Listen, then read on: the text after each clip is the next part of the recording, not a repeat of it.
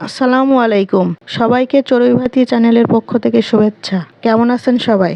আমাদের আজকের রেসিপি চিংড়ি দিয়ে পুঁই শাক। আমি আপনাদের সকলের উদ্দেশ্যে একটা কথা বলতে চাই, আমি আপনাদের শেখানোর জন্য রান্নাগুলো করি না। আমার ছেলে কিভাবে রান্না করলে খেতে পছন্দ করে সেটি তুলে ধরার চেষ্টা করেছি।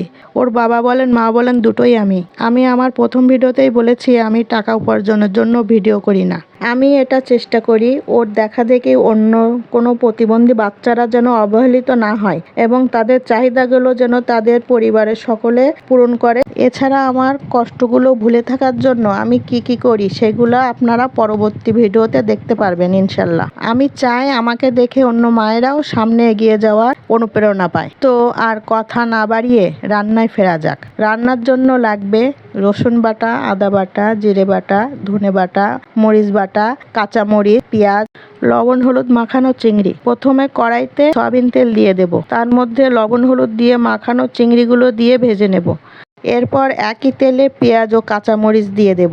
পেঁয়াজ ও কাঁচামরিচ হালকা ভাজা হয়ে গেলে এরপর এক এক করে দিয়ে দেব লবণ, হলুদ, রসুন বাটা, আদা বাটা, জিরে বাটা, ধনে বাটা, মরিচ বাটা এবং অল্প একটু পানি দিয়ে ভালোভাবে নাড়াচাড়া করে নেব।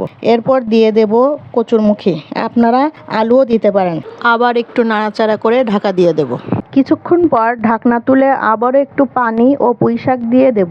একটু নাড়াচাড়া করে আবারও ঢাকা দিয়ে দেব। কিছুক্ষণ পর ঢাকনাটি তুলে তাতে পরিমাণ মতো পানি ও ভেজে রাখা চিংড়িগুলো দিয়ে দেব। 10 থেকে 15 মিনিট পর চুলা থেকে নামিয়ে নেব। আমাদের চিংড়ি দিয়ে পুঁই শাক রেডি। এটি খেতে অনেক মজাদার হয়েছিল। এতক্ষণ ধরে আমাদের ভিডিওটি দেখার জন্য সবাইকে অসংখ্য ধন্যবাদ। ভিডিওটি ভালো লাগলে লাইক, শেয়ার ও কমেন্ট করবেন। সবাই ভালো থাকবেন। আল্লাহ হাফেজ।